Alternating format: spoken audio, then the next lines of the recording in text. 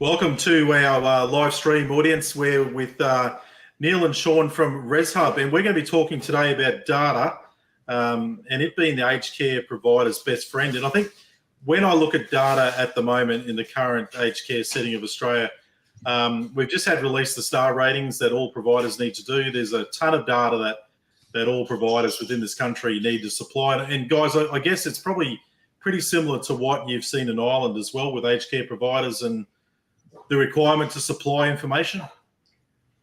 Yeah, it's been pretty consistent. What we've seen across Ireland, UK, Australia, even the US. You know, there's kind of like the same problem exists of siloed data existing in tons of different applications that need to be brought together and layered on each other, and the ability to be able to report across that data needs to exist. Currently, it's not unique to aged care, but the same problem exists pretty much across the board, and we've gone about trying to solve that problem in a certain way, and we're happy to share how we went about it and some lessons learned, some considerations that we've had and things like that. Yeah. So a bit of background. So people have met Sean on this live stream, but Neil, you're the CTO of ResHub. Fairly extensive background in engineering and building these type of platforms. And like you said, you find data to be integral for this sort of thing. Yeah, it's pretty integral. Yeah, like one of the things that we notice when we're talking to providers, really one of the questions that comes along is like, it's becoming more common to questions around data. Like, can we access our data? It's our data. That's usually what's said. It's our data. So how do we get access to it? And what can we do with it? In what formats can we get it? And really, we kind of, for the first year or two of our existence, we didn't really have a good answer to that. So over the last year, we've been kind of building out our own data warehouse, for want of a better word, data platform, and to enable providers to utilize that data and layer on their own data from other systems that they have. So yeah. Excellent. I might throw up your PowerPoint because you've been good enough to put together some information. So I'll add that to it, and away we go, mate. Yeah, sure. So yeah, like this is a topic myself and Brad and Sean and Paul even have talked about extensively for the past year or two. Quality Insite being a very data-oriented company, and ResHub obviously being a technical platform for operators. Let me just get started here. So yeah, just wanted to run through a few slides, this effectively the agenda really. Just a quick introduction why, what ResHub is and why I feel qualified to talk about this topic. And then really just jump into the aged care data ecosystem in Australia and, the different types of systems that exist and some of the issues with it at the moment. And then from there, kind of like talk a little bit about siloed reporting versus like data analytics. Like what's the difference between just your day-to-day operational reporting and actual data analytics and like, what we could be doing with our data. Then after that, quick look, high level at data warehousing. What is it? And in the context of aged care again, like really what is it? Then I just kind of finish with some considerations. These are considerations based on what we've done. So our learnings and then where to start. Very, very brief where to start. ResHub is a resident experience platform at its core with a number of other modules built around it. And as I mentioned at the start, one of the things that we found when starting this business was, one of the questions that came from leads and prospects was, how do we access, like you from a resident perspective, you're putting this amazing endpoint into the resident's hand, a tablet or a TV box behind their TV in the room. They're interacting with it. It's collecting an absolute ton of data. And then from a family perspective, you're putting a family app, a fully branded family app into the family member's hands. It's an engagement hook to families. And then there's a ton of data being collected there. Same with the staff side. We have a staff-based app for collecting all the data around. Basically, it's primarily for automation and helping the staff kind of save time and effort. And really, the amount of data collected was not really being utilized. So one of the things, this is kind of like the types of modules that we offer from communications point of view, the video calling, the lifestyle and activity planning automation, the entertainment bundles, the additional services and gifting, community management. Really, they're the 5 core modules, and each of these modules collects like really interesting data points around resident experience, resident engagement, and then how staff interact with residents, how families are engaged with the residents. And like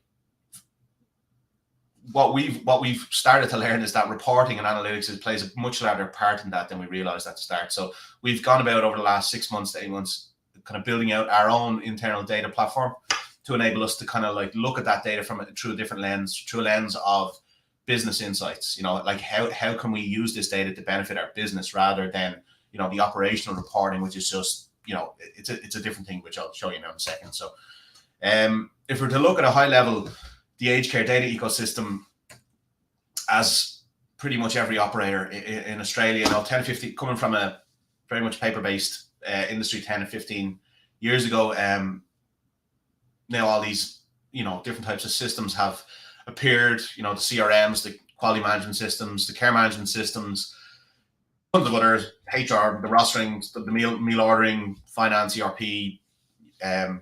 even all the ResHub things in dark purple, things we do, that we're starting to see a lot of operators using competitors. And then, building management as well, which is, like getting into the IoT world of sensors and RTLS, real-time location services, and quite complex, fall detection systems that collect a ton of really, really valuable data that is used in isolation. But when you actually start really the main benefits here is when you start layering this data on each other and being able to look at it in the context. So looking for correlations between the different data systems. And one that I didn't mention here, actually, I meant to put in is Quality Insight, a different type of data that they collect that really would be interesting to layer on your Quality Insight data on top of your CMS data, your resident experience data. But the issue really is you have all these independent systems. Some of them integrate. There is some interoperability between your CRM and your CMS. But ultimately, there's a problem with reporting and siloed reporting. And this, again, isn't unique to aged care. It's pretty common in most industries. But the operational reporting is siloed inside that individual vertical or that system, like your CMS. So if we look at one of our, and we were guilty of this too. So when we started, we built a lot of operational reporting. This is one, for example, kind of like our social events, our lifestyle events report. And this gives us some cool insights into the types of events that that are most interested in by residents, which ones are residents most engaged in, and likewise, here's more. Here's like an individual resident's 360 view, and you can see you can look at how their engagement is trending over time, how their family is engaging over time.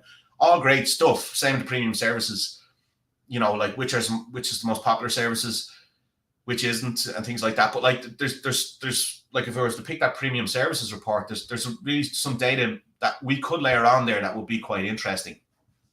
Like, I guess, Neil, just to jump in, from a provider point of view, that previous slide that you're showing up, I mean, traditionally we would have relied on a bit of feedback from the resident or the resident family, or probably even staff.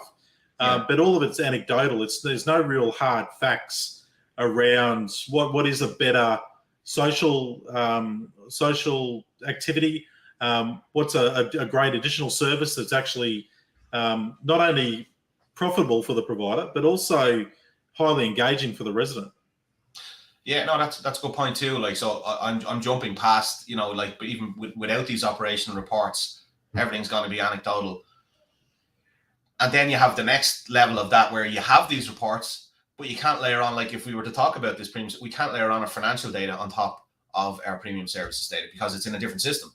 Or we can't layer on our rostering data because it's in a different system. It's in a HR system somewhere. Yes, and that's highly topical right now, where a lot of providers are sort of scratching around for staff, and then when you add the conundrum of additional services that need staff, you get quite often lost. Yeah, in how do you actually do it?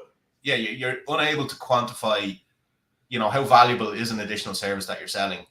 One versus another. Like you don't currently have that capability, and like we suffered from this. So that's kind of where, this is where drawing the line between siloed reporting in individual systems versus data analytics, and being able to to do BI across systems is crucial to this, is basically something that we need to develop or bring to aged care operators in Australia. And this is just an example of one report. All this is data from ResHub around additional service requests over some period of time, and then it's layered on the payment method information. Like who's paying for where is it coming from? Is the resident, is the family member paying with their card through the family app? And you can see here, this is pulling this information from two sources. One is ResHub, and the other is the finance system. And it's a very simple example of a BI dashboard that is based around pulling data from two sources. But it can, obviously, this could be 10 sources, and it could be providing very, very insightful data that is not available anywhere currently. So really, like, what I wanted to give a quick 2-minute kind of like introduction to, or like enable you to visualize, really, is how do you go about this, and like where do you start with this? Because it at an exec level, this is a no-brainer. Like having data visibility of my whole business in one place is amazing, right? But like one of the things is like where do you get started? What are you trying? What exactly are you building? And really, like it's this thing called a data warehouse, and how deliberately it's a black box, because for most people they're black boxes, and they don't really know what they are, but they know they want them. And really the purpose of a data warehouse is really to, you have all these operational systems on the left that we talked about, your CRMs, your CMSs. We need to get all the data from these systems into a centralized place called a data warehouse in a staging area. We transform that data, we enrich it with some metadata, which I'll explain later, and then we summarize that data. And once the data is summarized, we're able to present that data or format that data in a presentable format, and then present it through a BI dashboard. And that's kind of like, at a very high level, the process that has to happen. And I've made it look very simplistic here, but it can be simplistic, but it can also be incredibly complex. And the more operational systems you include in that, the more you include, the more complex it can get. So if I was to jump into like specifically then aged care and data warehousing, to give a brief history of data warehousing and data analytics, there's kind of like it's more of a continuum rather than 4 stages of data analytics. It's you're moving from hindsight, looking into the past, what happened, from descriptive analytics through to why did it happen, and this is where most people get to. This is as far as most people get to. But then you can look further and like what will happen. So predictive, trying to predict what will happen based on, like, think about it. You have all this data that you could start to correlate things that have happened in the past with things that may happen in the future, and like a lot of things you can buy off the shelf. Once you have your data in the right format, can do this for you with not a whole lot of effort. So really, the trick is getting your data, into that data warehouse in good shape, and being able to, the work really is there, not in the predictive side of it. And then finally, there's the kind of the more advanced analytics type stuff where this is what should happen, like, rather than, which is quite advanced, and like you're quite on the advanced analytics here. You're moving into the machine learning and where it's actually starting to tell you what you should do, but that's fully achievable. Again, there's things you can buy off the shelf that you can layer on top of your data warehouse that can offer some of these insights.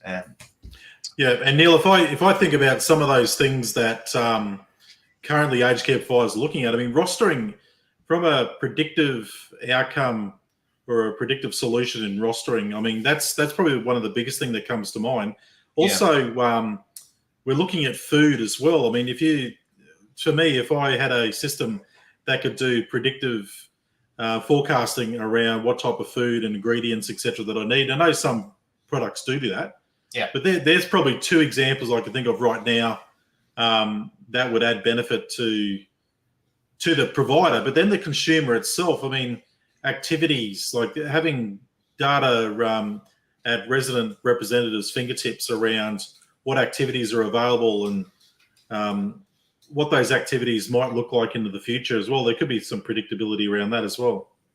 100%. And a lot of these are solved problems. Like, really, like, particularly your example of rostering, to solve problem in health tech in the hospital space.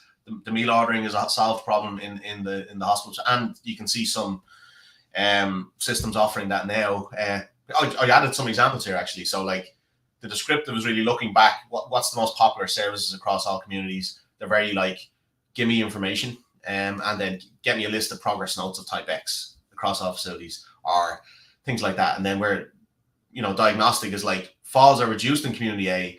Is there some correlation between new content we've added there, or why do additional services sell much better in communities A and B over C and F? Is there a, like, think about it, if you had the ResHub data there and then you had your rostering, then you read like there's a correlation between the number of additional services staff there versus, you know, communities A and B. You know, what will happen? You know, there's a reduction in attendance at exercise oriented activities. There's a likelihood of increased falls. That's the type of insights that you're trying to move towards. Family video calls have reduced for community A. Resident social engagement is at risk, resulting in more time needed with some residents from a social perspective. And yeah, then you're getting into the world of, you know, increased lifestyle programming around fall prevention needs needed at community A, which is the real advanced stuff. But there's nothing really stopping anyone getting to at least the middle of this, so into the diagnostic analytics and even into some predictive analytics quite quickly. And really, you're moving from an information at the very start here through to optimization, and like this line represents information. It also represents cost, in that, you know, like the more complex you go here, the more cost involved for providers. Yeah. And I guess one of the feedback bits that we see from providers talking to them is around time. I guess a lot of providers look at that initial investment of time and obviously some capital into these systems. It doesn't necessarily have to be costly or time consuming. And I guess that's the power of using a third party to come and help build some of these systems. Yeah, and like there's a couple of considerations that I talk about later, but really it is exactly that. Like, if you're clear in your intent and why you're going after this, if you have very clear outcomes that you want out of this, you can start quite simply. And like you say, using a third party, we do this, but there's tons of other companies, if you don't use ResHub, that do this too, and can really can help you get through this or get this set up quite quickly. And we're happy to share them if someone wants to contact us. You know, if they're not interested in use ours, we're happy to share that. So yeah, really, this was just to describe, you know, like their layers. Really, you start with the descriptive, the information-based stuff, and you kind of build around it, and you kind of build out. That's kind of what I'm trying to get across. So then, like, what does that look like? It looks like this, really. You've all these sources on the left. So you've all these data sources from your CRMs and your CMSs and your resident engagements. You've ResHub there in the top left here. And then you have your Google Analytics information from your website. You have your Quality Insight data as a data source. You've all these other Excel files that you have for your, maybe you still use Excel for rostering. Maybe you still use, I don't know, Excel for some other thing. You can feed all that into a data warehouse, and you basically, the process of it's actually getting your data from here into your staging area, and then getting it summarized and enriched with metadata is really the most important part in my view, because that's for me in my experience the most difficult part. And that's where you need the most expertise in how to go about this most efficiently. But once you have your data there, really, one way you can go about this is building what we call data marts, and data marts are kind of quite specific kind of line of business or functional areas of your business that you want to report on. So one could be like, I'll stick with the additional services. We talked about additional service requests. So really, that data mart would have all the data relevant to additional service requests together in one place, so that you can report on any aspect of that through this BI dashboard here that I showed you earlier, or to alert. So say alert, there has been 50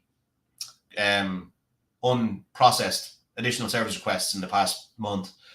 Maybe that's an alert. Or maybe you're going to set a data scientist on this data. You could set them on the raw data, or you could set them on the summarized, formatted data mart. But really, what this looks like, if I was to show you, this is all a data mart is. It's just like, for anyone familiar with databases, it's just a star schema of you have your core fact data or your additional service request data, and then you've all the data you need to enrich it, like ERP info, payment info, resident info, facility info, and ultimately that's really all the data mart is. And it can be quite unwieldy to start to look at it. The reason why I'm talking about this is sort of, if you are going down this route and you're not a CIO and you're not CTO or CIO of an aged care operator, that you're able to visualize what it is that's actually happening, and you're able to, when you hear these words, you're able to you know what it is that's happening. And really, so that's really all it is. You could have 50 of these data marts, you could have 10 different resident ones for different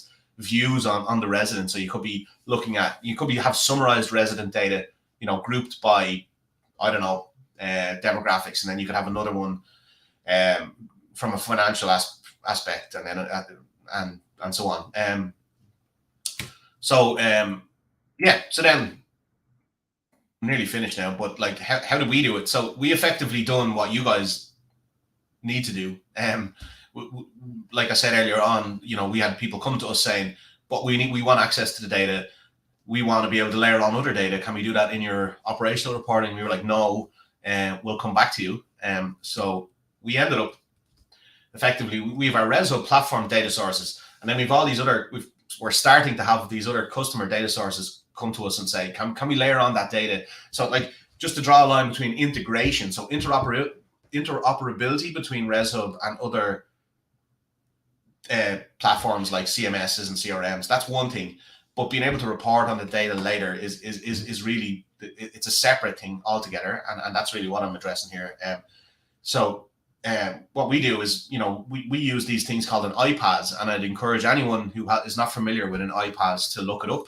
Here's two examples. Here's the two ones we use, actually, called Make and Zapier, and they enable you to very quickly, take data from a source and move it somewhere. And that might sound quite simple, but that can be an incredibly difficult thing to do depending on the system you're working with.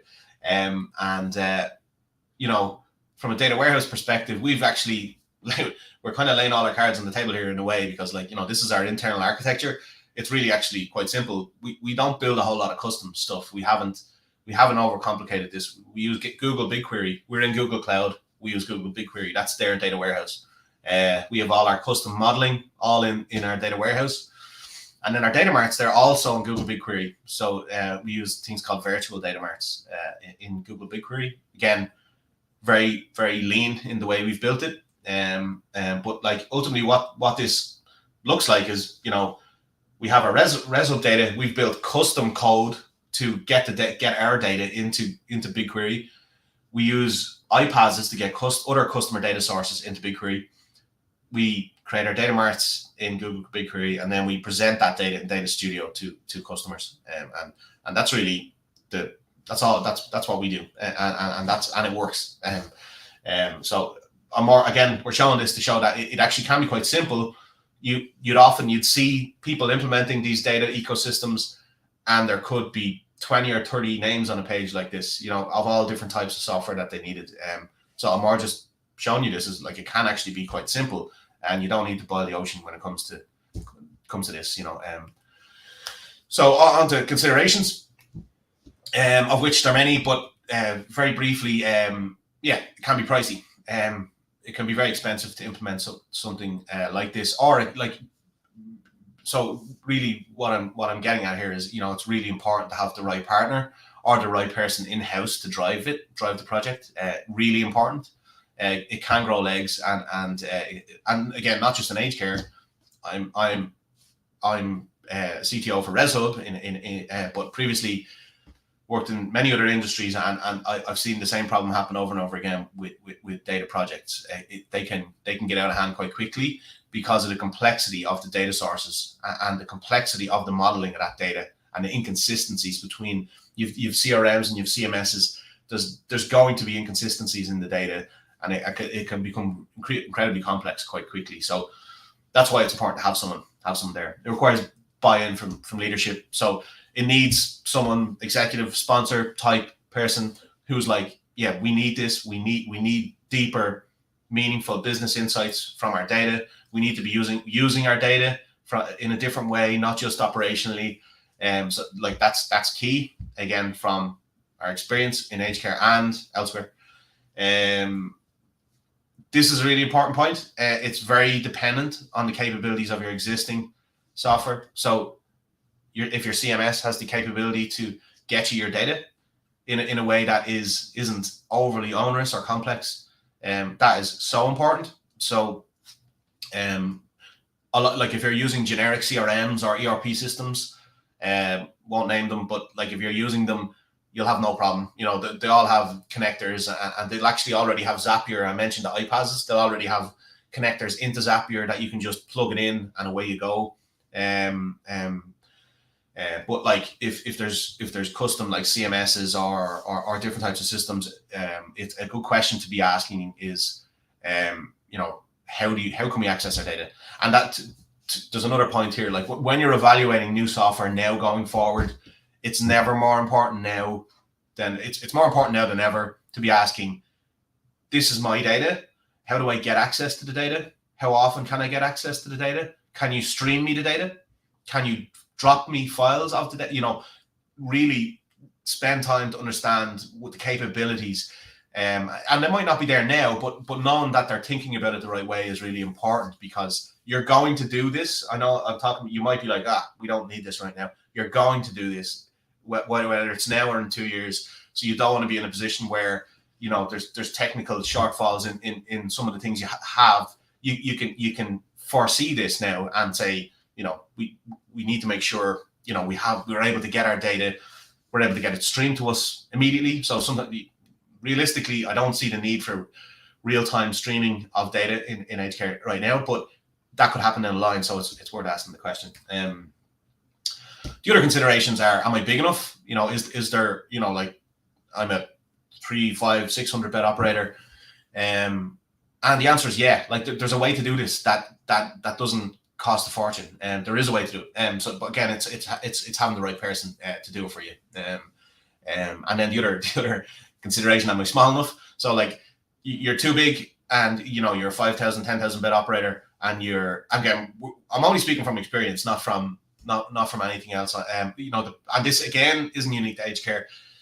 Bigger operators have massive amount of IT systems. They also have a massive amount of data. So you're moving into the big data territory where you're like it's a big project, and you know is your IT processes in place to be able to execute on something like this, which could be a year-long project or a 2-year project for a very large operator. Am I small enough? You know, like really what I'm saying there is like, are my ducks in a row from an IT perspective to be able to execute on a project of this magnitude, where you're going to touch every part of the business. Remember, you're going to touch on every system. You might not touch on them all, but yeah. And then the other obvious, you know, should I buy or build? And this is back to the big or small thing. You know, building is from scratch, doing what we done. I don't see the value in any aged care provider building their own data platform. There's plenty of solutions on the market that offer at least some of what you need, and you could supplement that with consultants or a third party, or you could buy someone like us, or there's a number of other operators. We're happy to share them. They're in use in Australia. That come from the hospital space, who are moving into aged care, for example. And again, we know them, and we talk to them regularly, so we're happy to share them too. So really, the consideration is should be, there's a lot of things to consider. The one thing it is hard to do is buy off the shelf. Like with data, your models are very specific. Your data marts, your modeling in your data warehouse is very specific to your needs. So you need someone to do that work, that data engineering and that data analytics, data analysis work. You can't just buy that out of the box off some product. And then the other thing is, like, building really requires economies of scale. Like, you need a team. If you're going to build this yourself, you need a big team. you're going to need a team in house, and that's where the less than 2,000 or 3,000 bed operators aren't going to get. There isn't the economies of scale there to justify. I wouldn't say, but that's your choice. There's obviously a lot of risk with this as well. So that it's just worth calling out. And then finally, the only other thing is really the data integrity, consistency, correctness, and security. And it's back to having the right team in place or the right people helping you. Am I confident the systems that I use are interoperable enough that the data is consistent? Like, is my CRM data consistent enough with my CMS data? So, for example, is the name of resident A, is it in the CRM? So they're a prospect and then they're moving in a month's time. Is that being transferred? Is there interoperability between your CRM and your CMS, right? And the reason why I'm asking is all of that data transferred automatically from your CRM to your CMS? And because what happens if someone spells the name wrong, if it's manual and you create it in the CMS, you have data inconsistencies quite immediately. And I've picked a very simple example. You will have hundreds of them if you don't have some level of interop between your core systems, your CRM, your CMS, your resident experience. So there, data consistency and interop between your operational systems are key to make this an easy thing to build. And then the other thing is like what we haven't touched on is data and like data privacy. And you've resident, you've potentially clinical data going into this platform, maybe not. But like you have obligations under the Privacy Act in Australia, and what are you doing with that data? Are you anonymizing that data? Are you protecting that data? Because you're transforming it another way. You're not opening yourself up, but like there's definitely consideration. There's data privacy policies that need to exist. So you're getting into the world of having a SecOps expert or a data security person, either as a consultant or as a full-time person. And the only other thing I'd say on that is no, it's gone. I've lost it. And then the final thing is where to start. This might seem a bit I don't know, funny coming from me, but like, are you a data-driven organization? Of course, from a care perspective, every aged care operator is data-driven. Every decision that's made. But really, what I mean here is outside of the care teams. Is there a culture of data-driven decisions in the organization? If there's not, you're better off starting there, with that, because like you're not there yet. So like there needs to be a culture of making data-driven decisions across the business. I'm talking in finance. I'm talking at leadership, and from an additional services perspective. And if there's not, you're not going to get the benefits out of this at all. Like it goes back to that executive sponsor. It requires buy-in from large parts of the organization to make this work and make this worthwhile for the ROI to really, really count. And do I have the expertise in house? I already talked about this. Do you have the expertise in house? And they're the two places to start. From there, once you have the expert, you can start talking about the project. And then that's pretty much it. How was I? 9:03. It was a bit longer than I wanted, but like I said, that's great. It was good information. I think we've had a couple of live listeners on there having a look at it and jumping in and out, but I think it is definitely one of those areas that it was probably a nice to have 10 years ago. I think it's a must now in aged care. And the way the regulators are going and pushing providers to report on more, and yes, it's more out of the clinical management system, but there's a lot of financials. My crystal balling is additional services will be tied up in all that and how we're reporting on that. So data is going to be essential moving forward in this industry. And like you said, Neil, lots of other industries are already embracing data, and they're able to make good decisions from what they get. Yeah, like how do you quantify how effectively you're rolling out additional services? I think that's the high level question. Like how do you know you're making, how do you know it's good for your business to roll out even at a program as a whole, but also at an individual in additional services? How do you quantify how well they're doing? And that's going to be important. And you can't do that looking at data silos. You can't. It's just not possible. No, and one of the the outcomes from the new funding model, the ANAC funding model, was lifestyle programs are potentially going to be affected by this. So having good information as to what's an effective lifestyle program, what are the programs that residents are engaging with. I'm sure we've all done work that we thought was heading in the right direction, but residents really haven't jumped all over. So I think all those things are really much key moving forward into the not only 2023 but beyond that. Yeah, I agree. I agree. Thank you, Neil. Thank you, Sean. Sean, you were great as usual. But thank you guys for your input. And Neil, I'm sure people looking back at this recording will really appreciate the information and insights that have been shared by ResHub. And we can certainly see that whilst you were talking about your system was, as you put it, a sort of a basic build in the background, there's complexity there, but the complexity comes at the endpoint, gives us some simple reporting that we can utilize to make better decisions. And I think that's important for all of us to acknowledge. Yeah, that's true. Yeah. Right, guys. Well, thank you. Enjoy your breakfast in Ireland, and hopefully we'll have you on again in the not too distant future. Yeah, definitely. Yeah.